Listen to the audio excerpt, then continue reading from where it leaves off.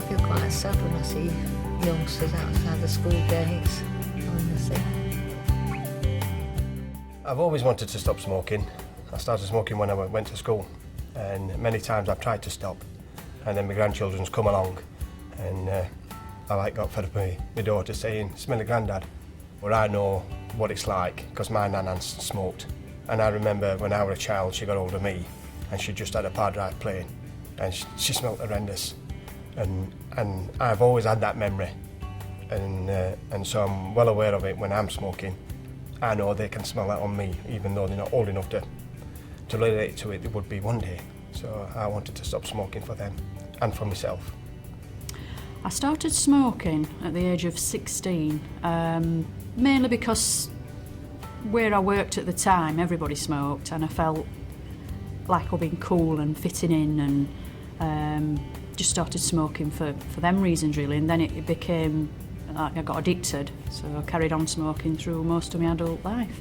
I decided to stop smoking because I got to in my 40s and started to get out of breath easy, felt really unfit for money reasons, but mainly health, and wanted to be a good example for my children.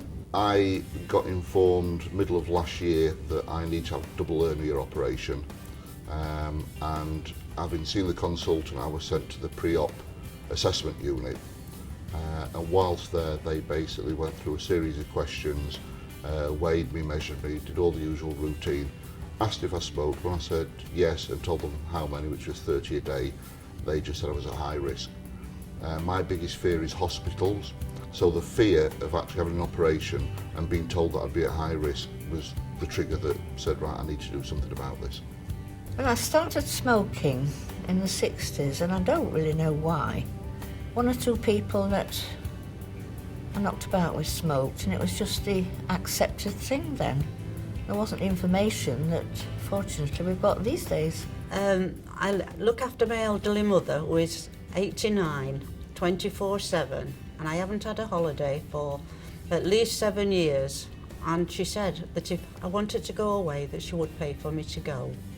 So I went to London for 4 days, had a wonderful time, but it wasn't long enough. And I thought to myself, if I can stop smoking and save this money up, I can arrange to come to London again for another holiday.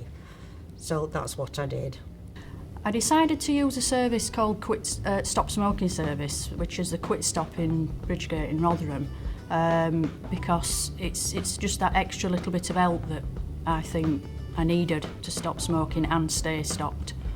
I've used patches before, and I've used Nicorette, which is a chewing gum, and it didn't really work for me at the time.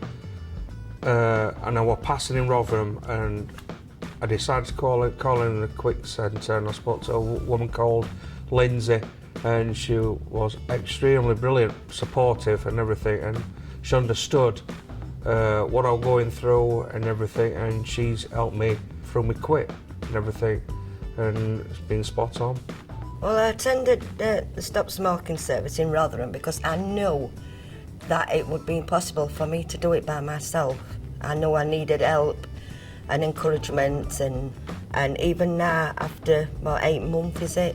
I know it's still early days for me, but I know they're there, and I know if I come close to relapsing and if I'm in town, I can nip in, somebody will talk me out of it. I'd been to the doctors for a health check, and of course they ask you, how much do you drink, how much do you smoke? And they said, was I interested in stopping smoking? And usually I've said no. But in this particular case, I said yes.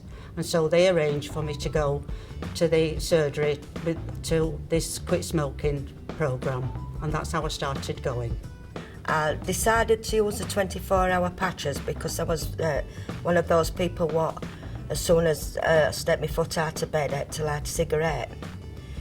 And I thought, if I went on 16-hour ones, I wouldn't stand a chance because I know I would give in to temptation in the morning. And I also tried chewing gum, which I didn't really get on with, so I went on the inhalator. And I still have one of them, but mainly to hold in my hand. In terms of quitting, I'll be honest, I walked in, I said to Johnny, the guy who was actually running the session, you're not, I don't know what you've got, but I kind of want the nuclear weapon that's in your armoury, because patches won't work, chewing gum will not work, all these things. I was actually shaking, physically shaking in that first session. Sweat was pouring off me, and I was an absolute nervous wreck.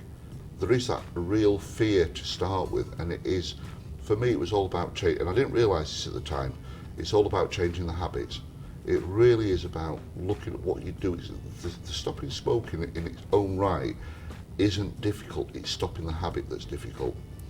Because once you actually get into it, the taste of the cigarettes, the smell of it, everything about it is absolutely awful.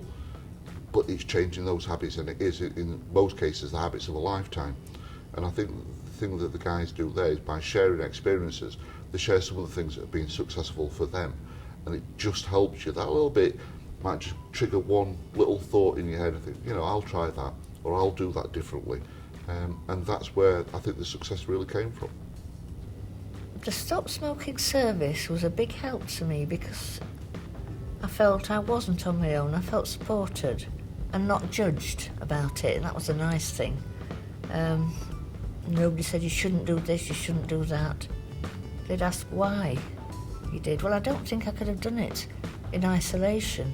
It's just too easy to think, oh, this isn't working, have a cig.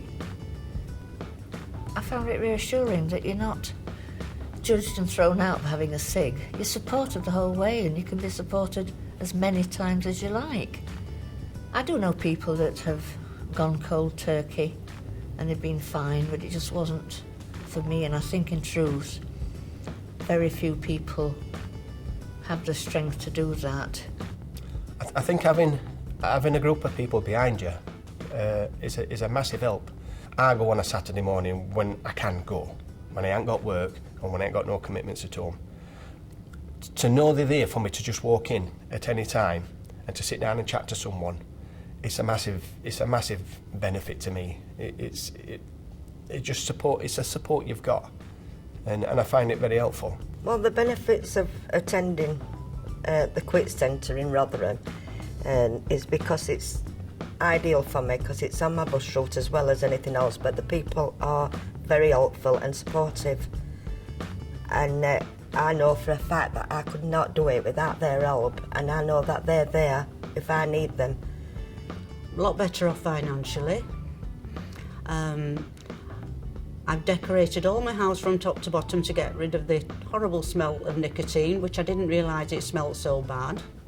So when I decorated my house, I bought myself all a new carpet, new bedroom furniture, and I have now enough money to go to London again, which I'm very pleased about.